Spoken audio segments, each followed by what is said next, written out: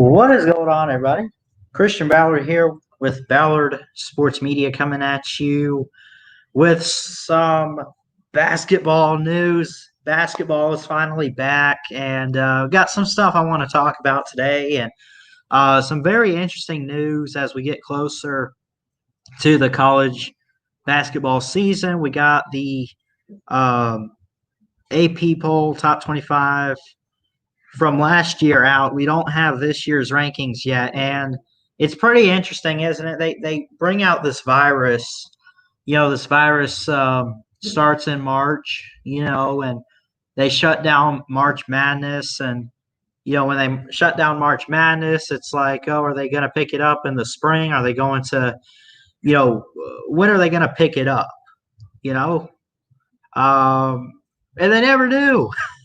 So it's kind of stupid that we don't have a defending champion this year. I guess maybe you could still call it Virginia, considering they were the last team to win the NCAA tournament. Talking men's basketball here, of course. But I want to go over. We'll talk about college basketball returning. I'll answer any basketball questions you guys may have. What my thoughts are on this or that. Um, and we'll talk about that. But I want to share this with you. Oh my gosh.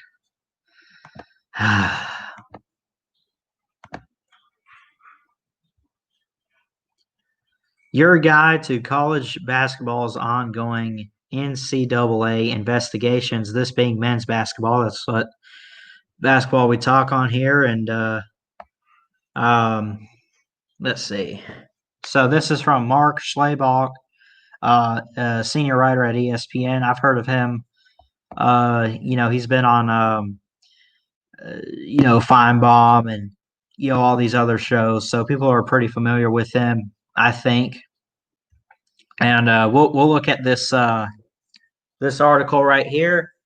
It says it has been more than 3 years since the federal government pulled back the curtain on college basketball seedy recruiting underworld.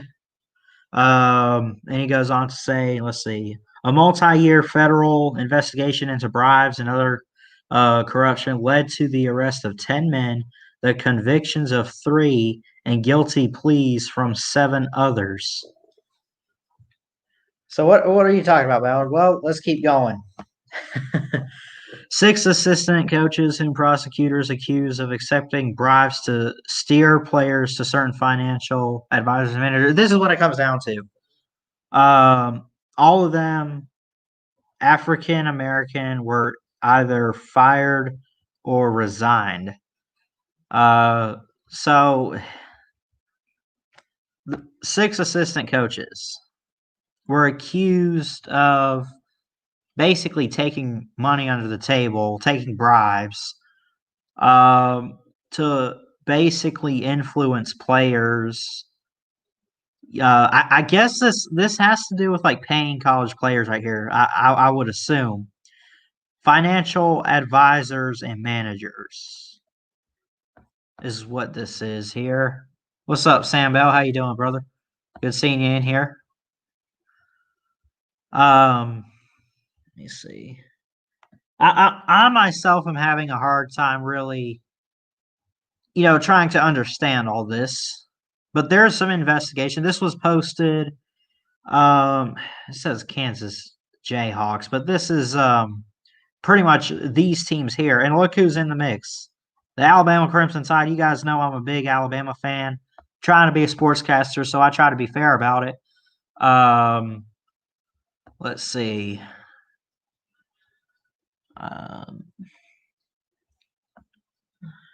Let's see. At the risk of making excuses, I don't want to do that. There have just been some challenges in these cases, said Jonathan Duncan, who's the NCAA vice president of enforcement.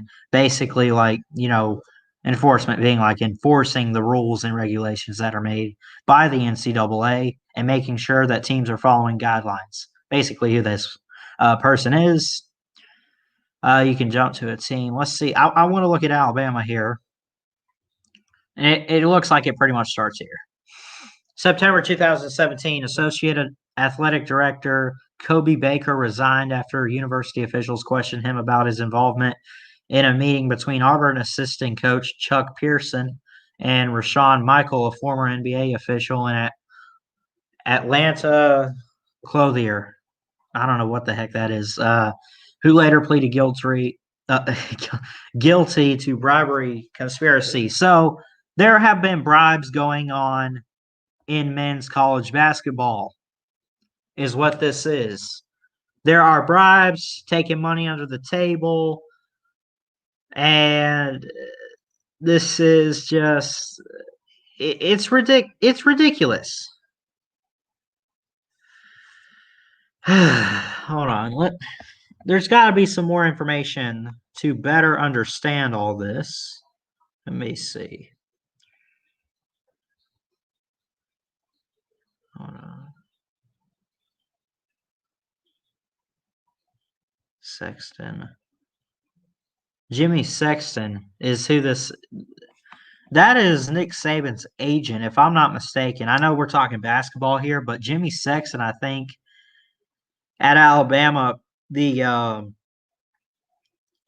he's like a guy for Nick Saban, his agent, basically, is what this is. And I'm trying to figure all this out and understand it. But basically, there's been under the table bribes with some of these schools. And it's just it is crazy. Craigie. Private university hasn't confirmed whether it has received a notice of allegations. Sources previously told ESPN the Blue Jays have been charged with at least one alleged rules violation related to former assistant coach Preston Murphy. Murphy was put on an administration leave in March of 2019 after he was named at a federal indictment. I can't say that word. Basically, he was accused of accepting $6,000 from Dawkins in a Las Vegas hotel. Let's see. Basically, he accepted $6,000 to try to get players to buy into Dawkins management company. Son of a...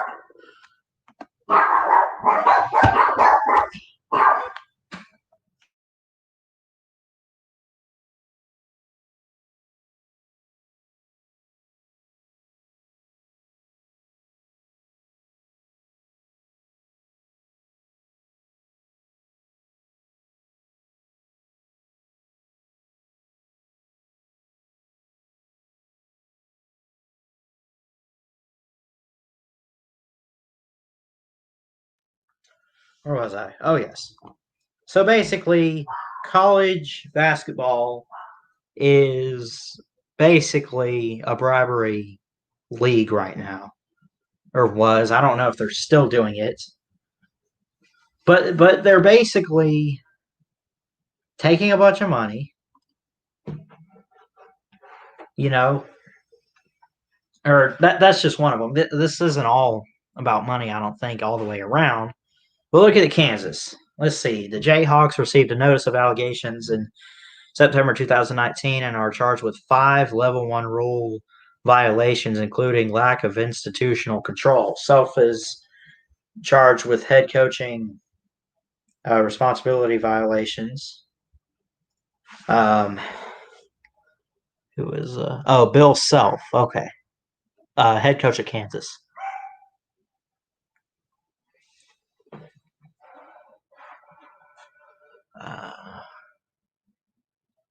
Head coach responsibility violations. The case will be adjudicated through the IARP process. I'm not sure exactly what that is, so let's find this out.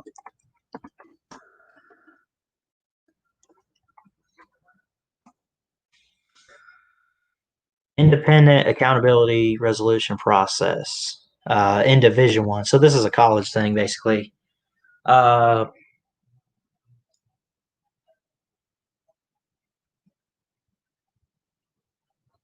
It's responsible for reviewing select complex infraction cases.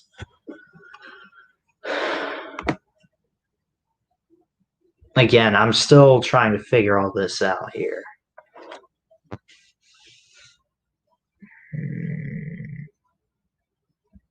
Violations of core NCAA values, such as prioritizing academics and the well-being of student athletes. So basically, you know, you can't see this screen. Hold on, maybe I can share this one for you.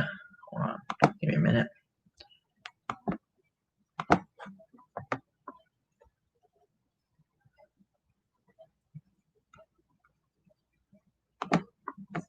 So here we go.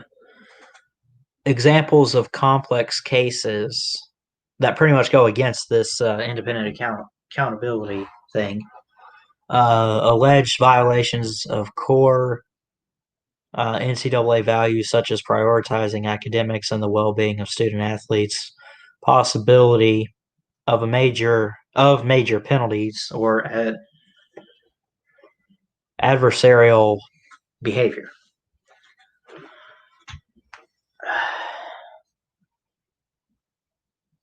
So this is pretty confusing to me right now. It really is. And basically, the bottom line of all this is that there is cheating going on in men's college basketball. There's a lot of people to point blame to and point the finger at. Are they going to play this year? They're still going to play, I think. What's the punishment going to be? They're losing a lot of money. That's for sure. They are going to lose a lot of money because of all this. It's just it's ridiculous. I know that I made a video. I don't know if it's still up, but I've made videos and said stuff like get rid of politics in sports and pro sports. It ruins sports and everything. This isn't necessarily a political issue. It's a financial issue for some of these schools, some of these head coaches and everything. It's just a financial issue. There's a lot of money being lost, and quite frankly, I don't really feel sorry for any of it. I mean, under the table, and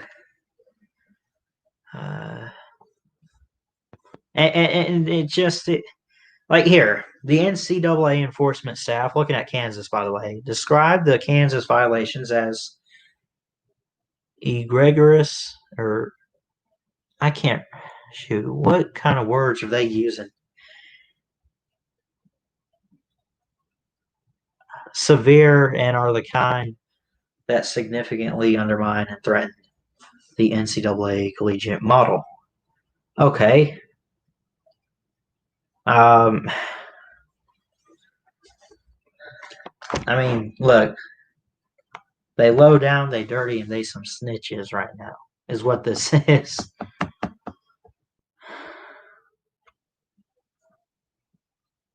In September 2019, about a year ago, former Adidas consultant TJ Gasnola was sentenced to probation and fined for his role in pay for play. You remember that? Schemes to steer recruits to the Jayhawks and other Adidas-sponsored programs. This is sad, people. These are all this article that I'm looking at on ESPN. This is sad. It's more than one allegation, but I mean, this is using players. These are just college kids. Come on. You're using them to benefit yourself. Why? Here's the point I'm going to go on, people. This is where I want to get with this. Why do we have to make this whole thing? Look at me real quick. I want you to look at me real quick. Why do we have to bring politics, bring money into college athletics? I'm not going to sit here. I'm in college. We shouldn't sit there and treat college kids like they're 2-year-olds or anything. Like we shouldn't be like, oh, they're just little boys, or they're just kids. They're not just kids. I mean, they're growing up and everything. I'm 18 years old in college. I'm an adult now, pretty much. Still got some growing up to do, but you know, why? Not necessarily are there allegations in college athletics, but for the players, coaches bribing players, doing what they can to, they're using the players, is what they're doing, and it needs to end. Quit using the players to benefit yourself, to benefit your team. Just let them all. This should sum it up here. Let the players choose where they want to go play. Let them be themselves. Quit trying to bribe them. Quit trying to pay them a bunch of money. Quit trying to use them for advertisements or anything like that. Now, if they want to, it should be up to them. You know, again, a pay for play scheme. Pay for play. You're bribing players to play. Let them go wherever they want to. Let them play if they want to. If they don't want to play, they don't want to play. Quit giving them money. Because, I mean, not only are you getting in trouble, I mean, it's getting the students involved in stuff they probably don't need to be getting into right now, honestly. It's ridiculous what's going on in college basketball. It is turning into a business like the NBA with all these allegations and all these paying players and buying prospects and everything like that. It's getting out of hand. It's ridiculous. Let the players play. Let them make their own decisions. Quit using them. Quit giving them money. Oh, we'll give you 50 grand if you want to come play for Kansas. It's ridiculous. You know, they have the right to make their own decisions on where they want to play and if they want to play and how they want to play without money being involved.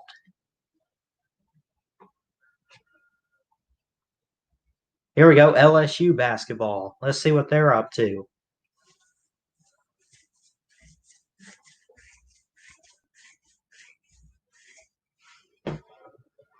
Coach Wade.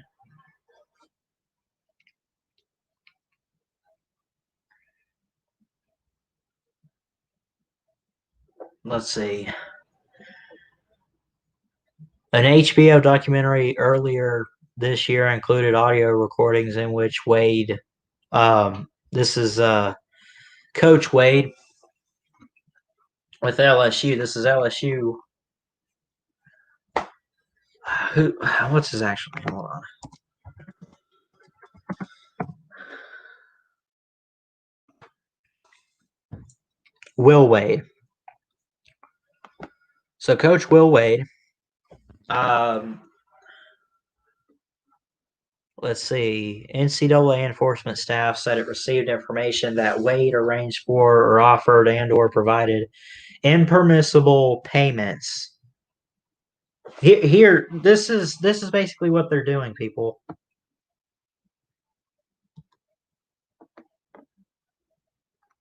This is where it's wrong.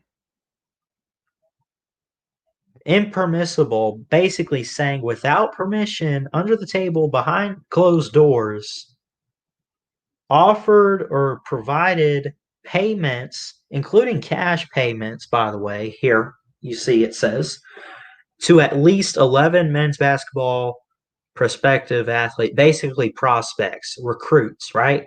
Trying to buy players, LSU and Will Wade.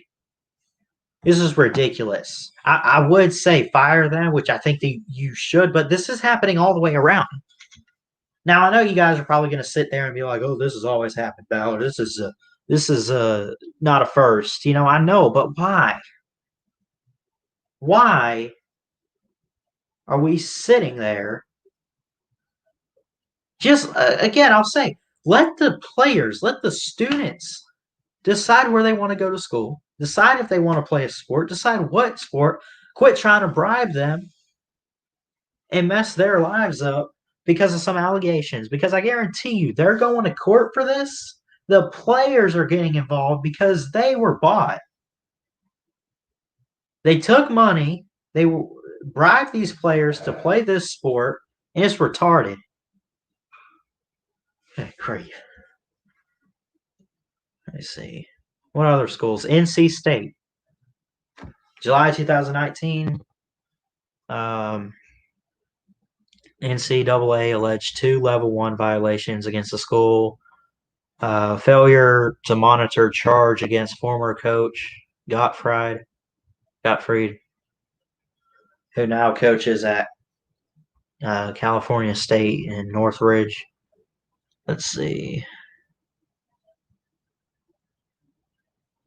Former Wolfpack assistant Orlando Early is accused of helping facilitate a $40,000 payment from Gasnola to star player Dennis Smith Jr.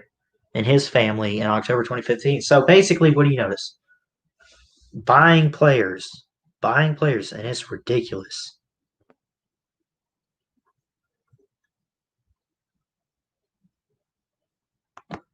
I'm sorry, I thought I had this up on the screen for you guys. But here,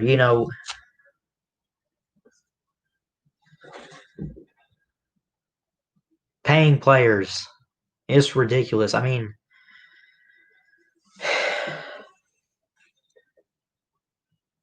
this isn't new in basketball. This isn't new in sports, but it doesn't matter. Oh, well, this has always happened. It's always been this way. Why? You're that desperate for talents that you mess a kid's life up by paying him? Paying this kid a bunch of money just to come to school? Just to play a sport? There's a. This is just ridiculous. Anyway, I'll end that there on that note. Basketball is back. I am excited about it. Hopefully, we don't get any crap like this going forward. If you guys got any questions about basketball, feel free to type them in the comments, and I'll be happy to answer them. Don't forget, by the way, and hopefully I'm in time. Hopefully home in time. The Unprofessional Sports Show with me, Ballard Sports Media, Christian Ballard, and my buddy TikTok Chess Hall. Go sub him up and go say hello. And we will do the show tomorrow nights. Let's see, 9 p.m. Now at 5 p.m. This is Eastern time, by the way. I'm going to Top Golf. That's always fun. I love, golf. Again, that's the sport I'm trying to get into and everything. So I'll try to make it home in time. We shouldn't be there, but only I think they said maybe 2-3 hours or whatever. I don't know. As far as time goes with that. So probably won't be on here too long. Let's see.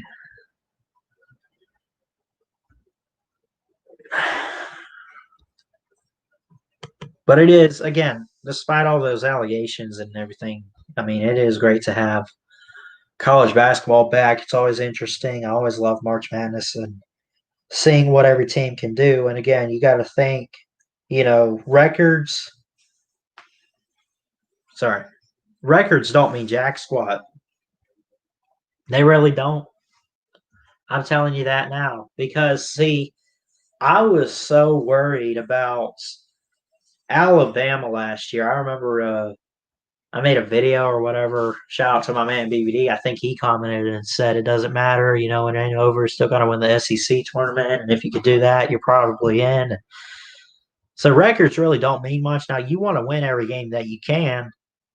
But once you look at the Power Five, the Big Ten tournament, the Pac-12, the Big 12, the ACC, and all those, and,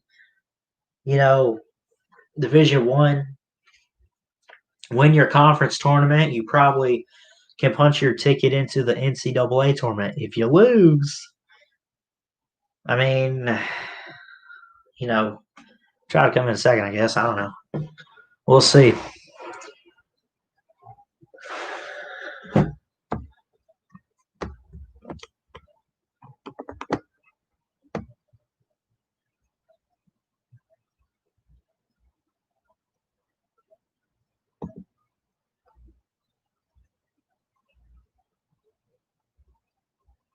So anyway,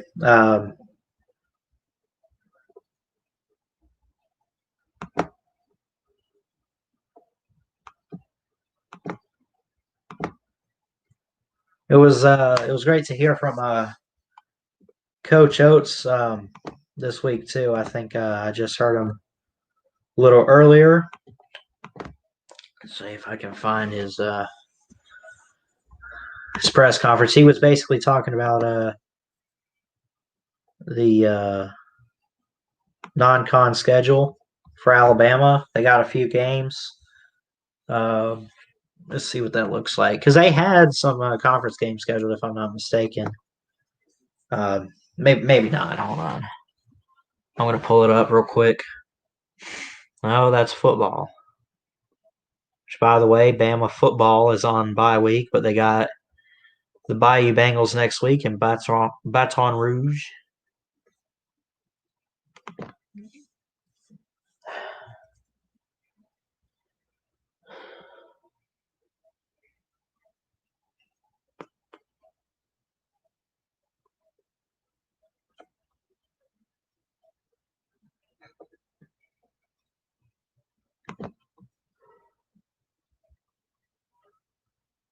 Come on, load. There we go. JV State, Stanford, Clemson. I was excited about that Clemson one. My uncle's a Clemson fan. He's also big on basketball. So I told him, I said, hey, Bama's playing you guys. Furman, Houston, ETSU, Ole Miss, Tennessee on the road, Auburn on the road, Kentucky on the road, Arkansas, LSU on the road. And of course, you play every team in your conference twice, home and home style. So, I mean, I don't know why I'm saying, you know, I don't know why I'm really saying like twice, but you guys get it. But yeah, let's check out a little bit of what Nate Oates had to say real quick, if we can.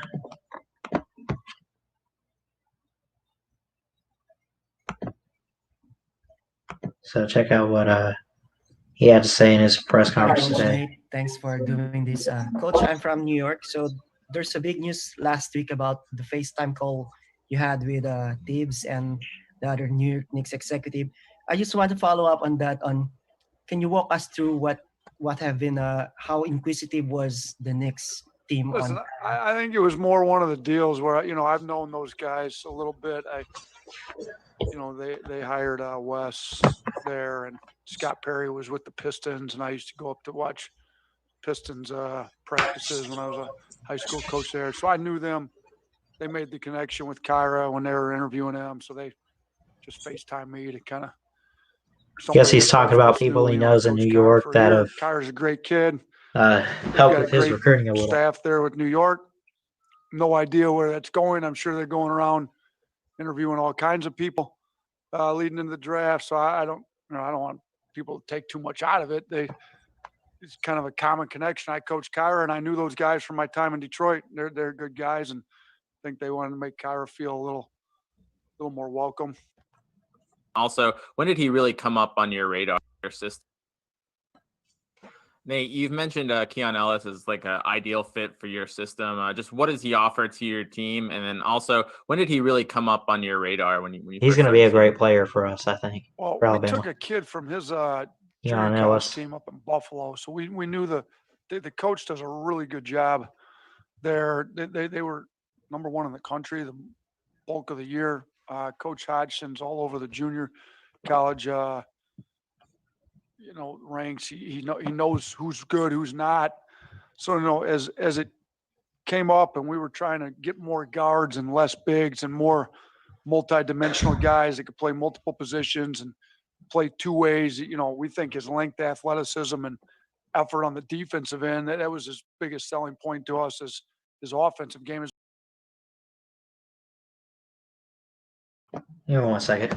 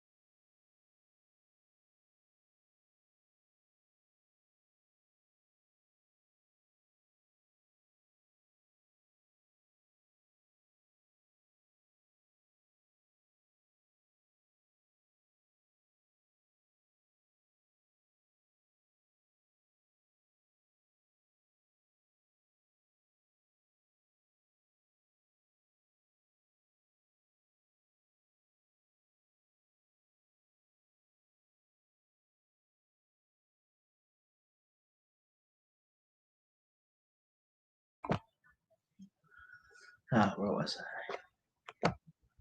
Anyway, so I do apologize for that.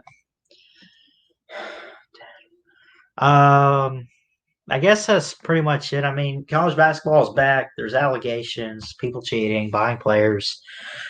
Nothing out of the ordinary. I mean, it is normal, but it doesn't make it right. I mean, we see that all the time, and I'm just happy to see some college basketball back. And obviously, you guys know I'm an Alabama fan, so I'm looking forward to seeing what Alabama can do. So, anyway, I think I'm going to end the stream on that note. I got some stuff to take care of, and yeah, I guess that's pretty much it for episode 12 of Off the Court. Trying to get back to this, get back to the foul out. I don't know what I'm going to do for that, considering baseball's over, but I guess maybe as we get closer to the spring, probably preview some teams, both of the National League and the American League. Probably look at both of those and see what the teams can do going forward in the next season. So anyway, I'm going to end the stream on that note. Appreciate, Sam Bell for showing up, my good buddy. Thanks for watching today. Appreciate all you guys. Love all you.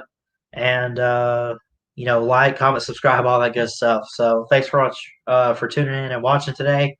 And I will see you guys next time. Until then, Ballard Sports Media, check it out. Have a good day and roll tide roll. See y'all later.